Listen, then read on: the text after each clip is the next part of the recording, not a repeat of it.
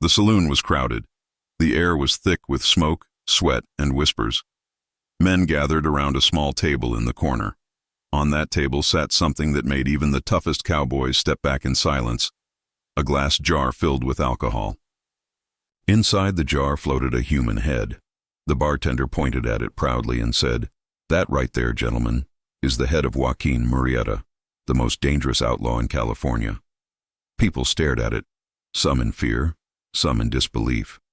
Could it really be him? The man whose name the newspapers had shouted about for months?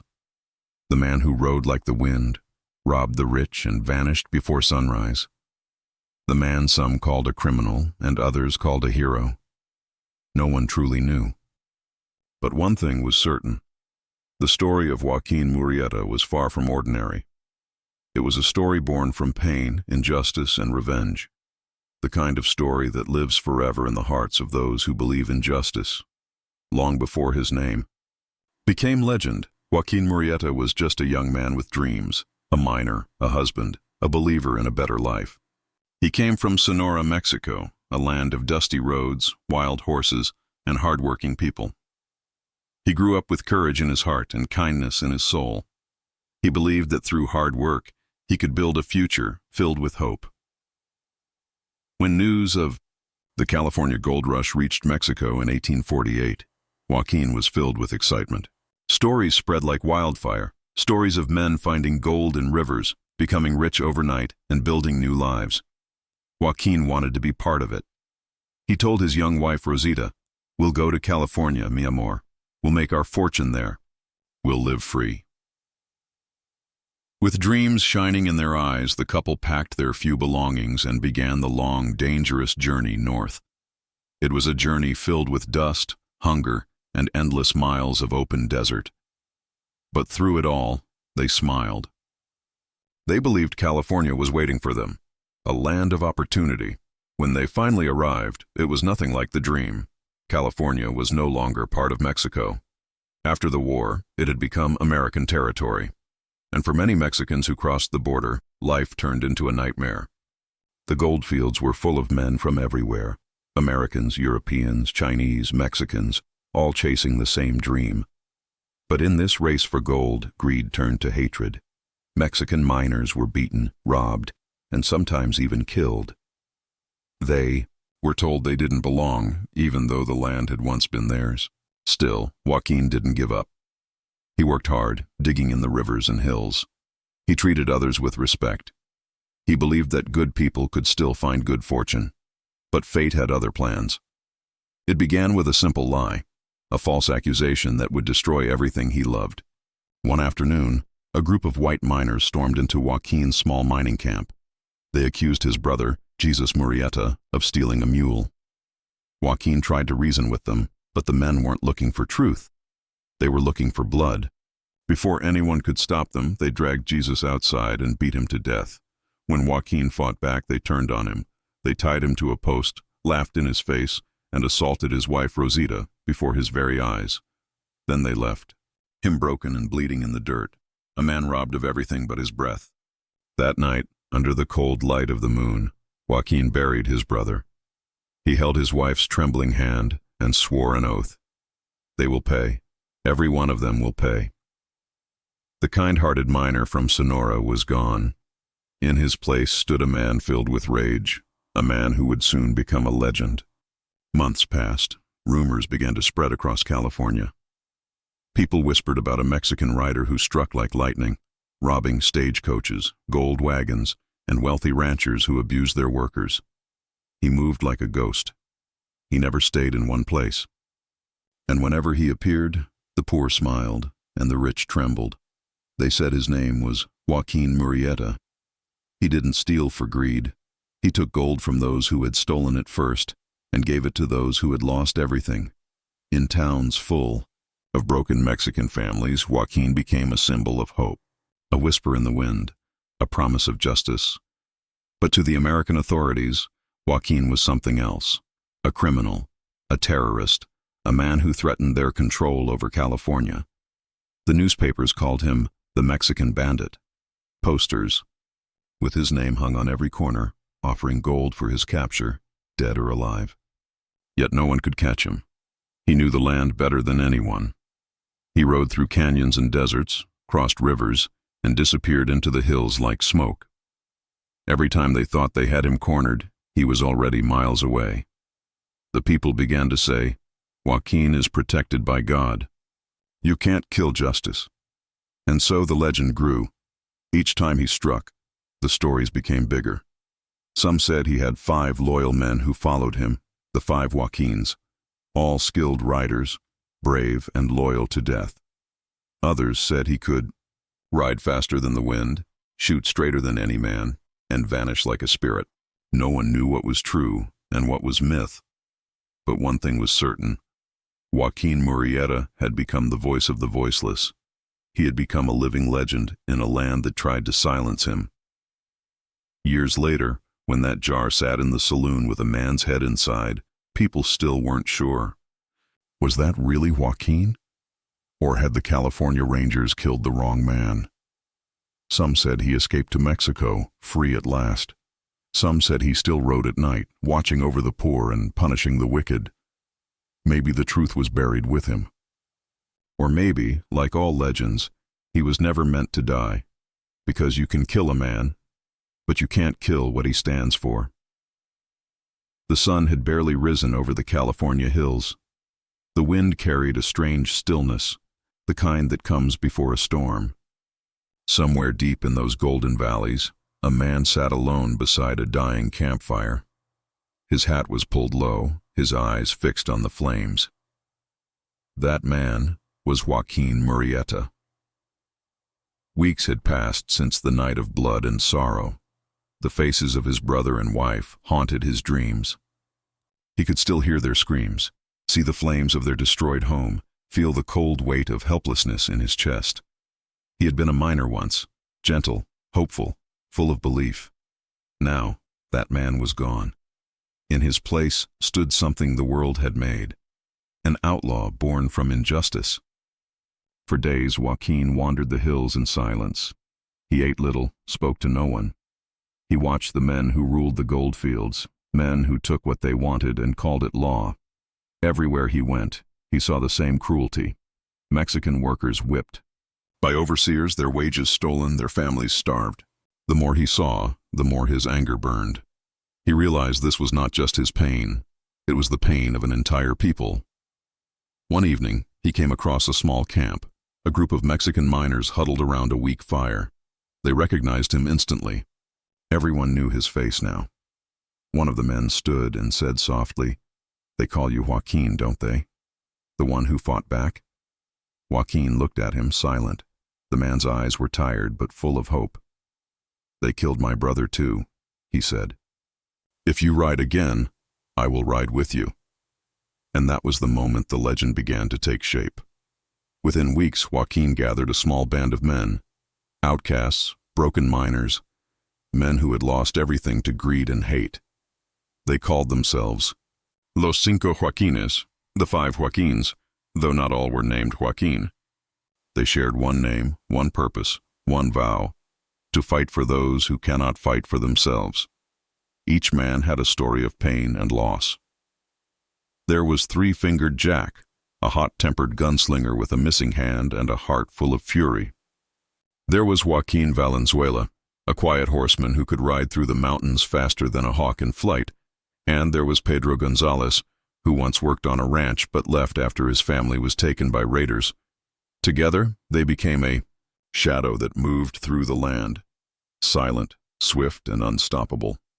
Their first act was not revenge, it was justice. One night, they rode into a gold camp where a group of miners had been beating a young Mexican boy for stealing bread. The men laughed as the boy cried. Then, from the darkness, came 5 riders. Before the miners could even draw their guns, Joaquin and his men were upon them. When the dust settled, the boy was free, and the miners who had tormented him were left tied to a tree, alive but humiliated. Joaquin dropped a single gold coin on the ground and said, "This is for the bread he took. The rest is for your souls to remember." Word of that night spread faster than wildfire. By morning, The story of the Mexican riders who punished the cruel had reached every camp in the valley. Some called them bandits, others called them heroes, but everyone knew their name, the 5 Joaquins. As the weeks turned into months, Joaquin's legend began to grow. He struck only those who had grown rich off the suffering of others, corrupt mine owners, greedy land barons, and lawmen who abused their power. He took gold, yes, but he gave it to widows, to hungry families, to those who had lost everything. He became known as El Patrio Justiciero, the patriotic avenger. Songs were sung about him in the cantinas, stories told by candlelight. To the poor, he was no longer just a man. He was hope on horseback, but the more powerful Joaquin became, the more dangerous his path grew. The American authorities saw his actions as rebellion. Newspapers began calling him the terror of the goldfields. Wanted posters with his name appeared in every town. Joaquin Murrieta, dead or alive, 5,000 reward. Some claimed he commanded hundreds of men. Others said he was everywhere, robbing a stagecoach in one town, then seen days later 100 miles away. Fear became his greatest weapon. Yet Joaquin never killed for pleasure. When his men grew too violent, he reminded them, "We fight for justice, not for hate. Remember who we are." That voice of reason kept his legend pure, at least for a while.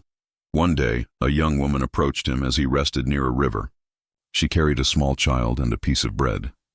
With tears in her eyes, she said, "They say you steal gold from the rich, but they don't see the truth. You gave me this bread. You are not a thief. You are a saint."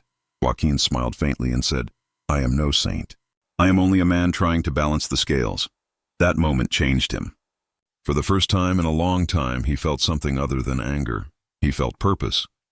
But as Joaquin's fame spread, so did the danger. American settlers formed posses to hunt him down.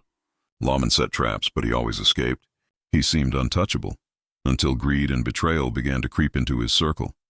One of his own men, tempted by money and freedom, secretly began working with the authorities. He gave them information about Joaquin's routes and hideouts. The walls were closing in. Still, Joaquin rode on, fearless, determined. Each night, as the sun sank behind the mountains, the people would see a lone rider silhouetted against the burning sky. To them, he was more than an outlaw. He was a living flame that refused to die, and deep inside, Joaquin knew, his story was not about revenge anymore. It was about something much greater. It was about a man who dared to fight an empire, not with armies or politics, but with courage and faith. As the legend of Joaquin Murrieta spread across the Wild West, one question echoed in every saloon, every campfire, and every whisper carried by the wind. Is he a devil? Or a hero? The answer would come soon. But the road ahead would be filled with betrayal, blood, and destiny. The legend had begun to spread. Whispers carried through the dusty canyons and goldfields of California. Whispers of a man on horseback who struck like lightning and vanished like a ghost. Everywhere people spoke his name with awe and fear. Joaquin Murrieta. He had become a symbol, not just for the poor Mexicans who had been beaten down by greed and hate, but for anyone who had ever been wronged and wished for justice. To some he was a savior, to others a threat, and to the American authorities, he was a nightmare. Weeks turned into months, and Murrieta's fame grew beyond anything California had ever seen. Stories of his daring robberies filled newspapers, though few ever told the truth. They said he could appear in 2 places at once, that his horse could outrun bullets, that he had eyes as sharp as an eagle and a heart made of fire. But the truth was simpler and far more human. Joaquin Murrieta was a man who refused to bow down. He was tired of watching his people suffer. He was tired of being told he didn't belong in the land that once belonged to his ancestors. He was not stealing for greed. He was fighting to restore dignity to the forgotten. In the mining camps, his name was spoken like a prayer. When a ranch owner whipped a Mexican worker, the men would whisper, "Wait until Joaquin hears about this." And sometimes, he did. Late at night, under the pale light of the moon, 5 horsemen would appear on the ridge. By sunrise, the corrupt rancher's safe would be empty, his gold gone, and a note left behind. Justice rides again. Those who helped the poor woke to find coins left at their doors. Those who mistreated them learned that even in the wildest parts of California, someone was watching. Joaquin had become more than a man. He had become an idea, but power always brings danger. The American settlers were furious. Newspapers called for blood. The governor of California declared Joaquin Murrieta the greatest criminal in the West. Yet no matter how many men they sent after him, no one could catch him. He knew every trail, every stream, every hidden canyon. He rode with the wind, and his horse, El Moro, was said to be faster than any in the state. Lawmen tried to trap him again and again, but he always slipped away, leaving behind only dust, smoke, and fear. Meanwhile, to the Mexican families who had lost everything, Joaquin became a living miracle. They sang songs about him in the cantinas, calling him El Robin Hood de California, the Robin Hood of California. Children grew up hearing his name as if it were a bedtime story. And in every corner of the land, hope began to rise again. One night, an old man approached Joaquin's camp. He carried a sack of corn and a bottle of water. When Joaquin asked why he had come, the man said, "Because when you fight, we all feel less afraid. You ride for us, Joaquin. You ride for justice." For a long moment, Joaquin said nothing. Then he nodded and whispered, "Then I will keep riding, until justice rides no more." But legends have a way of growing beyond control. For every true act of justice, there were lies added by those who sought fame or chaos. Some robbers began using his name to cover their own crimes. Whenever someone was attacked, they said it was Joaquin Murrieta. The myth was becoming too big, too wild, even for the man himself. And still, Joaquin did not stop. Each robbery became more daring than the last. Stagecoaches, gold wagons, even guarded trains. He took what he needed, shared what he could, and disappeared before the sun rose. The American government had had enough. By 1853, California was in panic. Merchants refused to travel without guards. Lawmen begged for more soldiers. And in Sacramento, the politicians demanded one thing: bring me the head of Joaquin Murrieta. That order changed everything. A new kind of hunter was coming for Joaquin, not another greedy sheriff or bounty hunter, but trained soldiers, called the California Rangers. They were led by a cold, determined man named Captain Harry Love. And for Captain Love, this wasn't just a job, it was personal. He swore he would capture Murrieta or die trying. He gathered his men, armed them with rifles and fast horses, and began tracking Joaquin's every move. Every rumor, every campfire story, every whisper of hoofprints in the sand, Love followed them all. And slowly, inch by inch, the hunter began to close in on the legend. Meanwhile, Joaquin felt the pressure. The walls were closing around him. He could see more bounty hunters on the trails, more traps being set. Even his own men grew restless. Some wanted to flee south to Mexico. Others wanted to fight to the death. Joaquin stood before them one night and said, "We ride for justice, not revenge. But if they come for us, then they will remember our names forever." His men cheered. But deep inside, Joaquin knew the end was drawing near. He had lit a fire that burned too brightly, and now it was drawing the wrong kind of attention. Still, he refused to stop. For him, this was never about survival. It was about honor, the honor stolen from him, from his family, and from his people. As long as he rode, the world would remember that honor still lived. At sunset, he would look out over the golden hills of California and whisper to himself, "They can call me a thief. They can call me a killer, but I know the truth. I ride for those who have no voice." The sky would fade to red, and his silhouette would vanish into the horizon, a man both hunted and holy. The legend of Joaquin Murrieta had now become unstoppable. The man who once came to California seeking gold had found something far greater: immortality. But legends come at a price, and soon the hunter and the hunted would meet face to face, in a final clash that would decide not just the fate of a man, but the birth of a myth. By the summer of 1853, California was boiling with fear and anger. The gold fields that once promised fortune were now filled with blood and stories of a ghost-like outlaw who struck and vanished without a trace. His name, Joaquin Murrieta, echoed across every campfire, every saloon, and every sheriff's office. Some said he was just one man. Others believed there were 5 Joaquins, 5 outlaws using the same name to spread chaos. But no matter the rumor, the state wanted him gone, and to do it, they created a special force, the California Rangers. The Rangers were not ordinary lawmen. They were hardened soldiers, many of them former bounty hunters and gunfighters.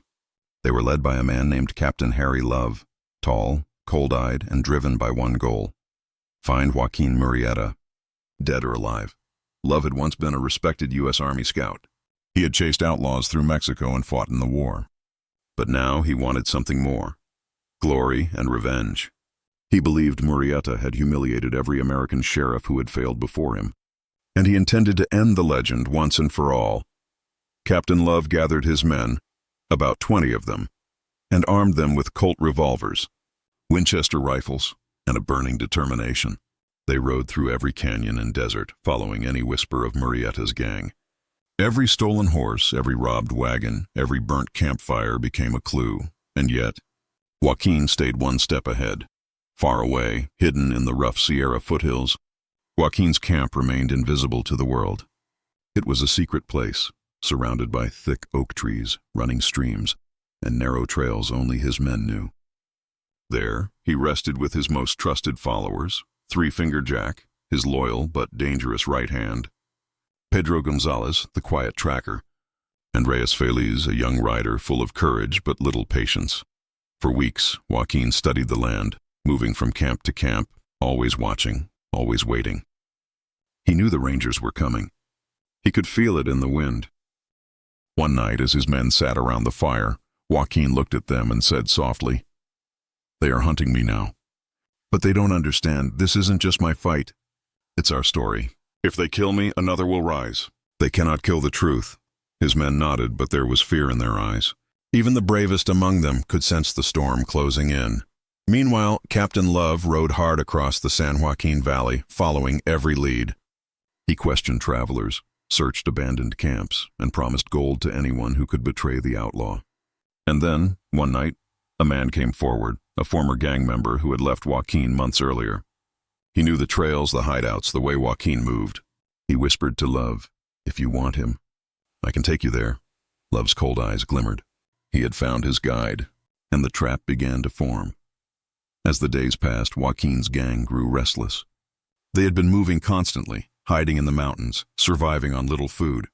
Some men wanted to head south to Mexico and disappear forever.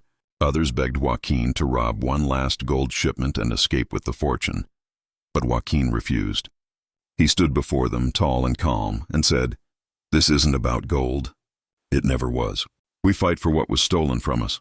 Our land, our names, our pride. They can chase me forever, but I won't run." His words burned with pride, but the weight of destiny hung heavy in his voice. Then came the betrayal. Late one night, as Joaquin's men slept near Arroyo de Cantua, the traitor slipped away and rode into the darkness. He met Captain Love at a secret crossing and pointed toward the hills. "He's there," the man said, "camped with just a handful of riders. You'll find him by sunrise." Love gave a silent nod. By dawn, the California Rangers were on the move. The morning was still and cold when the sound of horses echoed through the canyon. Joaquin's men woke to the distant rumble, dust clouds rising in the east. Three-Finger Jack grabbed his rifle. Pedro Gonzalez shouted, "Rangers! They found us!" Joaquin jumped onto his horse El Moro and scanned the horizon. Dozens of riders were closing in fast. There was no time to run, no time to plan, only to fight. "To your horses!" Joaquin shouted. "Ride with me! Ride for freedom!" Gunfire exploded across the hills. Bullets tore through branches and kicked up sand. Joaquin's men returned fire, their rifles cracking through the smoke. The canyon became a battlefield. Joaquin rode like a storm, weaving through gunfire, his black horse leaping over rocks and brush. Three-Finger Jack laughed like a madman as he fired at the Rangers. For a moment, it seemed the outlaws might escape once again, but Captain Love had planned well. He split his men, cutting off every path. The Rangers surrounded the canyon from both sides, trapping Joaquin's riders inside. "No one leaves alive!" Love shouted. The fight raged for hours. The smell of gunpowder filled the air. When the smoke cleared, only a few outlaws were left standing, and Joaquin was gone. Captain Love dismounted and searched the fallen bodies. At first there was silence. Then one of his men called out, "Captain! Over here!" There in the shade of a tree lay a man, his face covered in dust, his chest bleeding from a bullet wound. In his hand was a locket with a picture of a woman, Joaquin's wife. Love knelt beside him, pulled the locket away, and stared. The man's eyes fluttered open for one last moment. He whispered in Spanish, "Tell them." I died free, and then he was gone. Captain Love stood up slowly, the wind whipping his coat. He looked down at the body and said quietly, "The legend ends here." But he was wrong. The legend had only just begun. That day, the Rangers claimed they had killed Joaquin Murrieta. They cut off his head and three-fingered Jack's hand to prove it. They carried them in a jar of alcohol across California, charging people $1 to look at them. But many refused to believe it. They said the body was not Joaquin's, that he had escaped again, that somewhere, far to the south, the Mexican Robin Hood still rode free beneath the desert sun. The hot July sun burned over the California hills. The air was still, heavy, as if the land itself was holding its breath. In a quiet canyon called Arroyo de Cantua, the story of Joaquin Murrieta had come to a violent end. Or so they said. The California Rangers stood among the dust and smoke, their clothes torn, their horses restless. Captain Harry Love looked down at the lifeless body before him. The man they believed was Joaquin Murrieta. He ordered his men to bring a knife and a jar of alcohol. What happened next would echo across history. They cut off the head of the man they believed was Joaquin. Then they sliced off three-fingered Jack's hand, a grotesque trophy to prove their victory. The Rangers placed the head in a large glass jar filled with alcohol to preserve it. Then they began their long ride back north, through the gold camps, through the towns, through the same land Joaquin once rode free upon. Word spread like wildfire. "Murrieta is dead! The bandit has fallen!" Some cheered, some refused to believe, and some wept, quietly, hidden from the eyes of the law. When Captain Love arrived in Stockton, he presented the jar to officials. A crowd gathered, miners, merchants, farmers, soldiers. They all wanted to see the face of the man who had become a ghost to them. Inside the jar floated a head, dark hair, tanned skin, a faint mustache. Captain Love held it up and said, "This is Joaquin Murrieta. The terror of California is no more." People gasped. Some clapped, others turned away, unable to watch. And yet, even as they looked, a quiet doubt began to grow. A Mexican woman stepped forward through the crowd. Her face was pale, her eyes full of tears. She whispered, "That is not my husband." It was Joaquin's wife, Rosita. She stared at the jar, trembling, and said again, "That is not him. Joaquin had a scar on his chin. This man does not." "You killed the wrong man." The crowd fell silent. Captain Love looked away. He had his orders, his proof, his reward.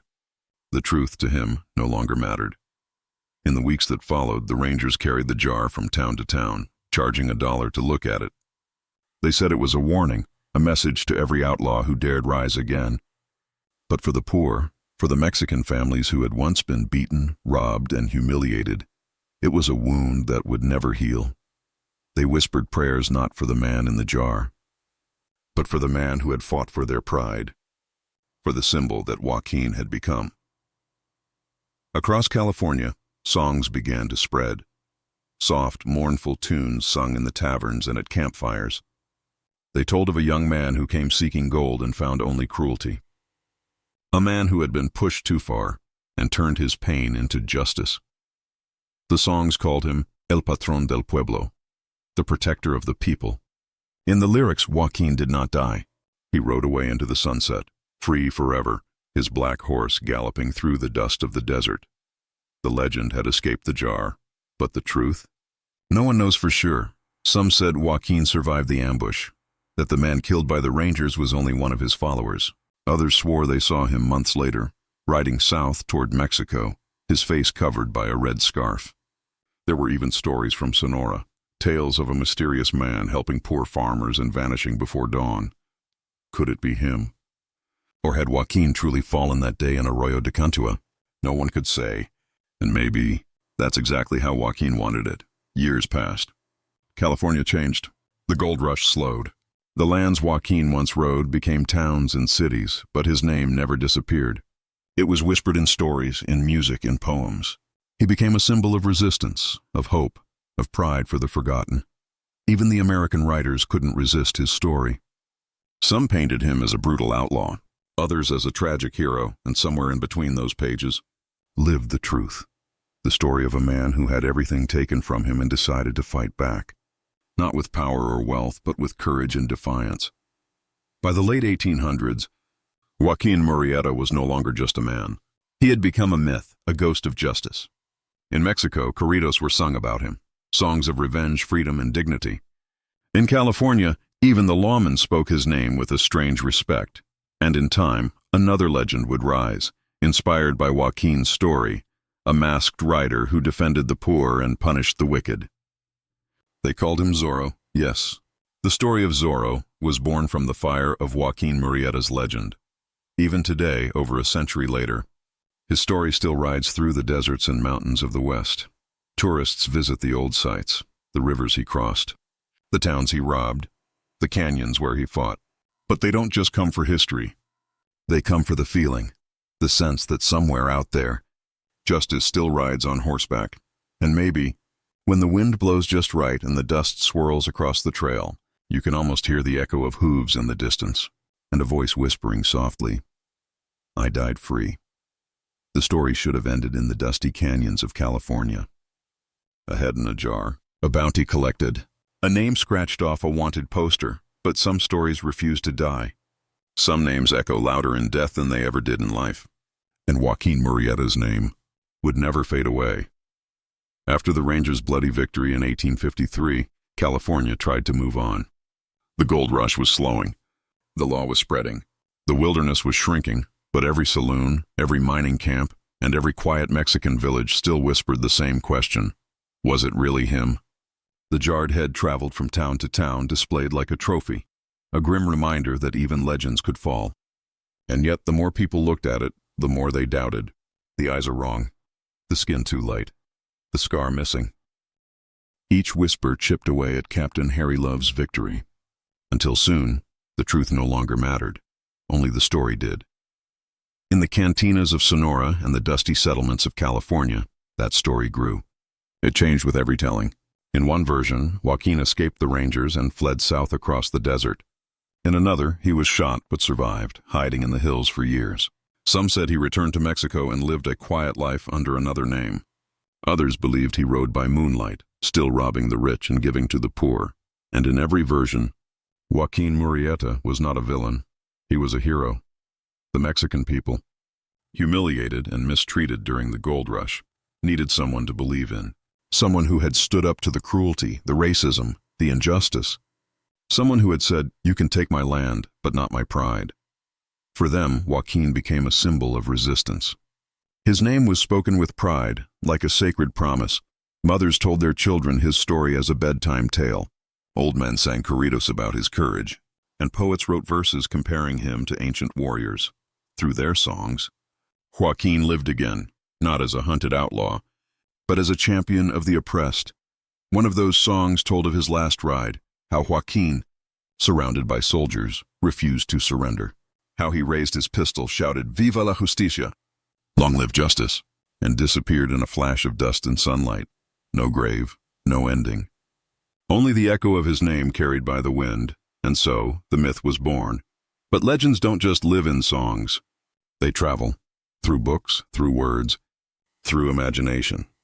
In 1854, just 1 year after Joaquin's supposed death, a book appeared, The Life and Adventures of Joaquin Murrieta, the celebrated California bandit.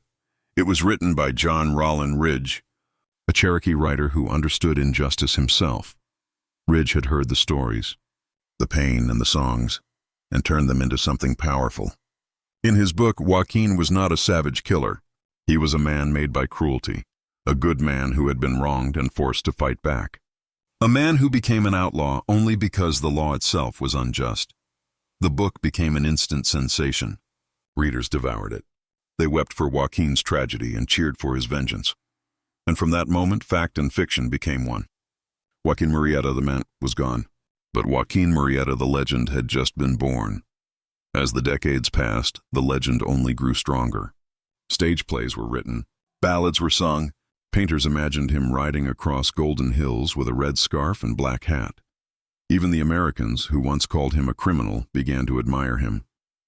He became part of California's identity, a shadow on the state's bright new history. Newspapers romanticized him as the Mexican Robin Hood. And as more time passed, people began to forget the pain of the past and remember only the hero. But perhaps the greatest transformation came years later, when a young writer named Johnston McCulley heard the old tales. He listened to stories of a masked man who fought corrupt officials, a man who was feared by the rich and loved by the poor, a man who rode with skill and struck with justice. In 1919, McCulley took that legend and gave it a new name: Zorro, the Black Mask, the Sword, the Horse, the Code of Honor. All were inspired by Joaquin Murrieta, the real-life outlaw who had become something more, a symbol of justice disguised as rebellion. And just like that, Joaquin's spirit crossed from history into mythology. From dusty trails to silver screens, from the cries of injustice to the cheers of movie theaters, every actor who played Zorro, every story of a lone rider fighting tyranny, carried a piece of Joaquin's heart. The man who had once been hunted by soldiers now lived as a hero in film, in books, and in dreams. But what makes a legend eternal? It isn't gold. It isn't revenge. It's the truth that hides inside the myth, the reason people keep telling the story. Joaquin Murrieta's legend survived not because he stole gold, but because he stood up when others were too afraid to. Because he became a voice for those who had none. Because he proved that even in a land of injustice, one man could still fight for honor. And so, in every sunset that paints the California sky red, in every lonely desert wind that carries a whisper of rebellion, there rides the spirit of Joaquin Murrieta, the man who lived for justice, died for freedom, and rose again as a legend, long after the guns went silent in the California hills, long after the dust of the gold rush had settled. His name still rode on the wind: Joaquin Murrieta. A man, a myth, a voice that refused to die. He had become more than an outlaw, more than a hero. He had become a story, one that people needed to believe in. In the years after his supposed death, Mexican families across California and Sonora kept his memory alive the only way they knew how: through songs. These were not just songs of crime or rebellion. They were songs of sorrow, honor, and hope. They told of a man who had been beaten and broken, who rose again to fight for his people. Around flickering fires, old men would play their guitars and sing softly. Murrieta rides again, through the hills and shadows, for justice, for honor, for love. And every time someone sang his name, it was like calling his spirit back into the world. The corridos, or Mexican ballads, became his eternal voice. In towns from Sonora to Los Angeles, people told his story through music, each singer adding a new verse, each version mixing truth and legend. In some songs, Joaquin was a noble avenger. In others, a tragic soul who lost everything but his pride. And in every version, he remained a man who fought for the poor, the mistreated, and the forgotten. These songs passed through generations like sacred heirlooms, from grandfather to son, from mother to daughter, until no one could tell where history ended and legend began. But it wasn't only the songs that kept him alive. It was the people who carried his memory. Farmers would whisper his name when landowners treated them unfairly. Miners told stories of a mysterious horseman appearing at night, chasing away bandits. And children played games pretending to be Joaquin Murrieta, shouting, "Viva la justicia!" Long live justice! He had become a part of everyday life, woven into the soul of the land. By the early 1900s, writers, poets, and filmmakers began to rediscover him. They saw in Joaquin's story something deeper, a reflection of the eternal struggle between justice and power, freedom and oppression, and so began the age of reinvention. One writer saw him as a tragic hero, another as a revolutionary, and Hollywood, always hungry for drama, saw him as the perfect masked avenger. From those stories came one of the most famous heroes in modern culture, Zorro.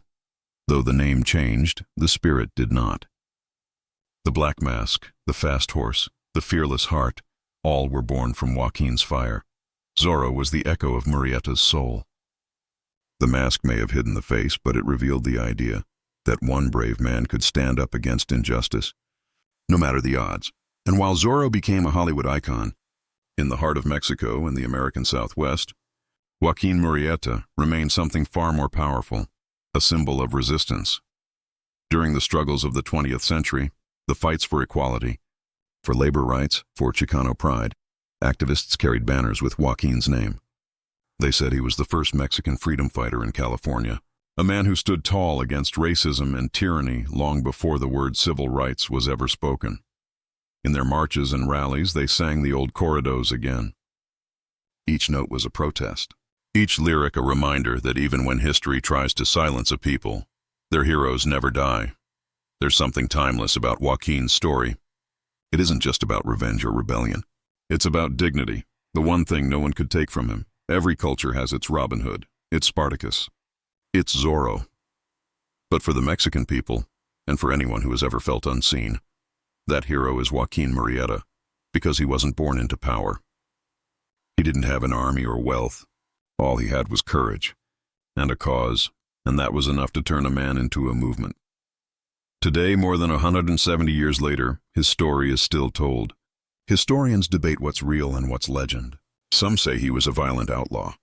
Others swear he was a noble man wronged by an unjust system. But the truth lies somewhere in between, in that gray place where pain turns into purpose. Every time a new movie about Zorro is made, every time a singer picks up a guitar and strums those old chords, every time someone stands up to injustice, a piece of Joaquin Murrieta lives again. In 1980, the Mexican government built a monument near Sonora, claiming it marks the place where his head was returned, a final home for a hero. But locals tell a different tale. They say on quiet nights, if you listen closely to the wind that sweeps across the desert, you can still hear the distant rhythm of hooves. The horse rides alone. The rider wears no mask, and his whisper floats through the darkness. I died free, and justice rides with me. For years, Joaquin Murrieta lived in stories, songs, and shadows. But behind every legend, there is always a man, a real person made of blood, bone, and heartbreak. In this part of his story, we search for that man. Not the hero in the songs, not the villain in the headlines, but the real Joaquin Murrieta, the one history almost forgot. It all began with confusion. You see, by the mid-1800s, California was full of men named Joaquin, miners, ranchers, bandits, and wanderers. Records were poor, names were misspelled, and stories mixed together. So when the California Rangers went on their manhunt, they didn't just hunt one man, they hunted a symbol. And that symbol carried 5 names: Joaquin Murrieta, Joaquin Ocomorena, Joaquin Valenzuela, Joaquin Botelier, and Joaquin Carrillo. These men, together, became known as the 5 Joaquins, and history blurred their identities into one legend: the unstoppable, vengeful Joaquin Murrieta. But who was the real Joaquin? According to some early records, Joaquin Murrieta came from Sonora, Mexico, a young man with dreams as big as the California sky. He wasn't born a killer. He wasn't born a bandit. He was a miner, a husband, and a man who simply wanted a fair chance. In 1849, when gold fever took over California, he and his young wife, Rosita, crossed into the new U.S. territory, hoping to build a better life. But instead of fortune, they found hatred. Mexican miners were pushed out of the gold fields, whipped, and cheated by white settlers. Murrieta and his family were attacked by mobs who saw them as foreigners in their own land. One terrible day, his brother was hanged, his wife was assaulted, and Joaquin was beaten and left for dead. That day, the miner died, and the outlaw was born. The California newspapers told the story differently. They called him a savage bandit, a monster, a threat to civilization, but they never told the other side, the story of why he became that way. It's easier to call someone evil than to face the evil done to them, and so Joaquin Murrieta became a name whispered, in fear and admiration. In the years that followed, stories spread of a man on a black horse masked by dust and vengeance, striking terror into those who had once looked down on him. The authorities said he led a gang that robbed stagecoaches, ranches, and miners. They blamed him for everything from horse theft to murder, but those who lived in the Mexican communities told a different story. They said he was their protector, that he only attacked those who abused or cheated his people. So who was he really? A bloodthirsty outlaw or a rebel hero? The truth may lie somewhere between. Historians who studied his life found something fascinating. Many of the crimes linked to Joaquin were never proven. In fact, even the most famous claim, that he was killed in 1853, remains uncertain. Captain Harry Love, leader of the California Rangers, claimed he had killed Murrieta near the Panoche Pass. He presented a severed head preserved in a jar as proof. That head was displayed across California for paying crowds to see, but many people who knew Joaquin said it wasn't him. Some even said they saw him alive years later, riding south toward Mexico. The proof was never confirmed. No official photographs, no DNA, just a jar, a story, and a government eager to claim victory. As the years passed, historians began to uncover letters, records, and testimonies, all painting a more complex picture of Murrieta's world. They found evidence of land theft, racial violence, and corruption in early California law enforcement. It wasn't just about gold or crime. It was about power, and who was allowed to have it. Joaquin Murrieta became a threat, not just because he broke laws, but because he exposed the injustice of the laws themselves. In 1932, historian Frank Latta published one of the most detailed accounts of Murrieta's life, based on stories from people who claimed to know him. According to them, Joaquin escaped the Rangers, fled to Mexico, and lived quietly until his death in the 1870s. Was it true? No one knows for certain, but Latta's book, Joaquin Murrieta and His Horse Gangs, reignited the debate. Was he a criminal or California's first freedom fighter? Modern researchers see Murrieta's story as a reflection of a divided land. To the Americans, he was a bandit. To the Mexicans, he was a hero. To historians, he was a man caught between two worlds: Mexico, the land of his birth, and California, the land that rejected him. He represented the pain of a lost homeland, the anger of injustice, and the hope of redemption. And maybe that's why his legend endured. Because deep down, people saw themselves in him. The dreamer who lost everything, the fighter who refused to bow, the man who turned his suffering into strength. Today, scholars continue to debate who Joaquin Murrieta truly was. Some say he was a mix of several men. Others say his entire legend was created by newspapers and storytellers, but whether he was one man or many, real or half legend, his story tells a truth bigger than any single life, that when people are silenced, their stories will find a way to speak. That injustice breeds resistance, and that courage, once born, can never truly die. The year was long past 1853. California had changed. Gold was fading, railroads were rising, and a new age was beginning. But even as cities grew and memories faded, one name refused to disappear: Joaquin Murrieta. He was gone, perhaps forever, yet his shadow stretched across generations. And in that shadow, something powerful began to grow, a legend that refused to die. At first, people told his story quietly. Farmers whispered it as they worked in the fields. Miners sang about him at night by the campfire. Mothers told their children tales of a man who fought for justice when the world turned cruel. They said he rode through the hills of California, a ghost of vengeance and hope. Whenever injustice rose, so did his spirit. He had become more than a man. He had become a symbol. By the late 1800s, Joaquin Murrieta's name appeared everywhere, in books, ballads, and even the newspapers that once condemned him. Writers could not resist his story. The poor miner turned outlaw, the victim turned avenger, the man who became a myth. One of the earliest and most famous books about him was The Life and Adventures of Joaquin Murrieta, the celebrated California bandit, written in 1854 by John Rollin Ridge, the first Native American novelist in U.S. history. Ridge's book turned Murrieta into a tragic hero, a man who fought back against the violence and racism of his time. For many readers, it was the first time they saw the story from Murrieta's side, and it changed everything. That book spread across the United States and Mexico, inspiring plays, songs, and ballads known as corridos. Each retelling added something new, a deeper wound, a bolder act, a greater purpose. Soon, Joaquin was not just a man from the past. He was a voice for every person who had ever been mistreated, forgotten, or betrayed. In dusty cantinas and desert villages, singers strummed guitars and sang, "He rode for the poor. He fought for the weak. Joaquin rides forever. Justice is what he seeks." Those words carried across borders, through time, and into the hearts of millions. But the legend didn't stop there. As the 20th century began, a new kind of storytelling was born: cinema. And in those early films, heroes wore masks, rode black horses, and fought corrupt men. Sound familiar? Yes.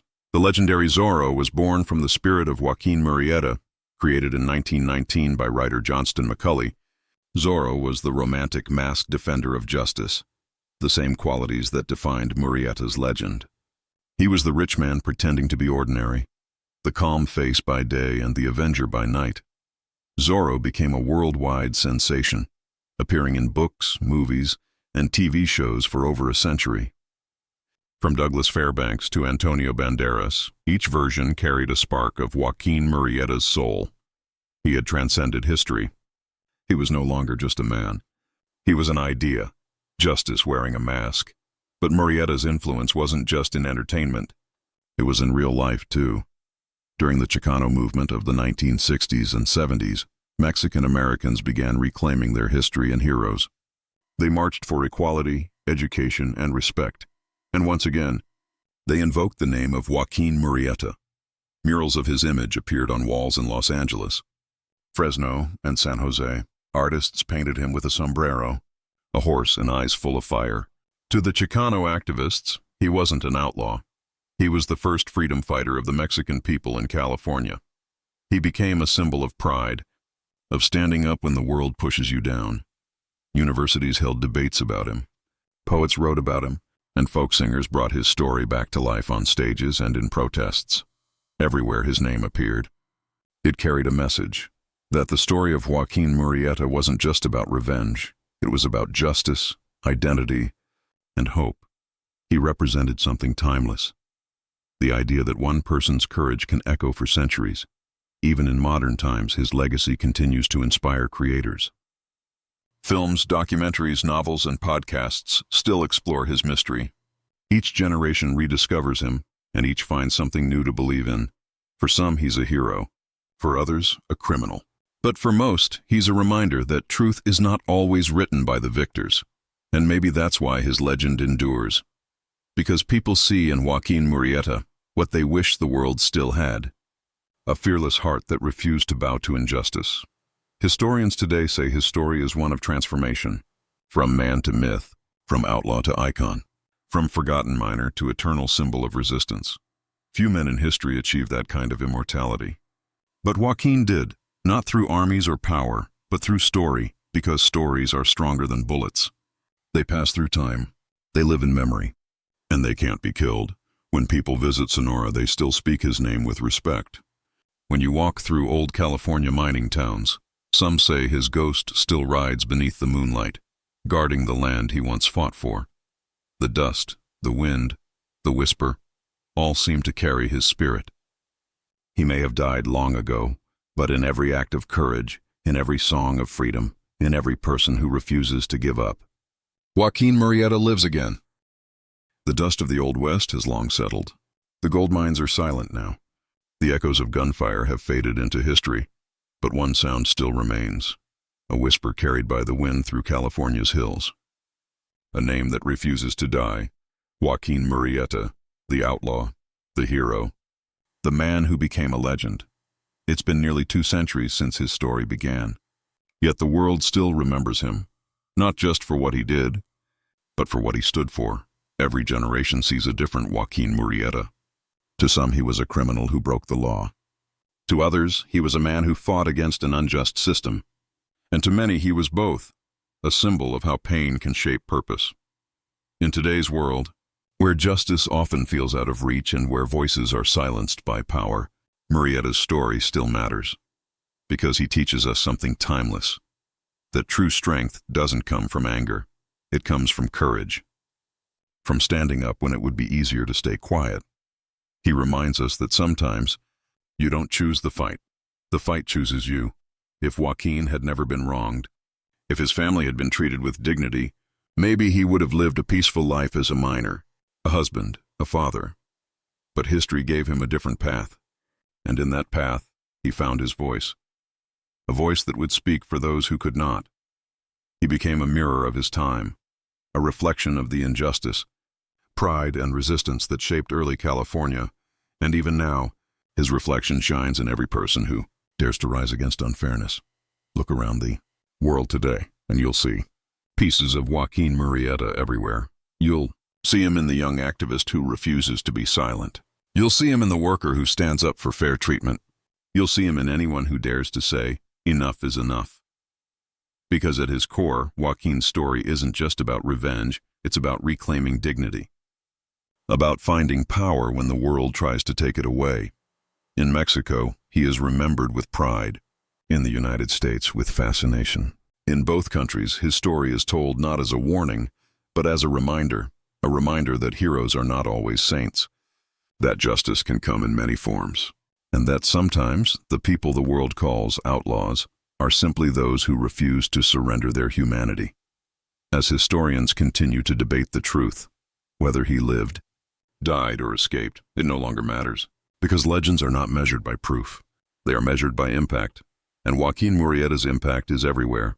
In every corrido sung across dusty streets, in every film inspired by his courage, in every person who believes one soul can change the course of history. When children learn his story, they don't just learn about a man with a gun and a horse. They learn about resistance. They learn that when the world takes everything from you, you can still hold on to one thing, your honor, and that's something no one can steal. Imagine him now, riding through the California hills one last time. The sun dipping low on the horizon, his shadow stretching long across the golden grass. A man who has lost everything, and yet somehow has gained eternity. He looks back, not with bitterness but with quiet pride, because his fight was never really about gold or vengeance or fame. It was about freedom, the simple right to live with respect and dignity. And that is why, nearly 200 years later, people still sing his name. Because they don't see a bandit. They see a man who refused to kneel. They see a man who stood for justice when no one else would. The legend of Joaquin Murrieta isn't locked in the past. It lives on, in every voice that speaks out, in every hand that reaches for equality, in every heart that still believes in justice. Soft Spanish guitar fades in. The narrator's voice lowers, filled with emotion. Maybe the truth about his death will never be known. Maybe his head really was taken by the Rangers. Or maybe he escaped into Mexico, changed his name, and lived out his days in peace. But one thing is certain. You can kill a man, but you can't kill a legend. Because legends are born from truth, forged in pain, and carried by those who believe. As the wind whispers through the canyons of California, some say you can still hear the thunder of hooves in the distance. A lone rider draped in shadow, carrying the hopes of a people. He does not speak. He does not stop.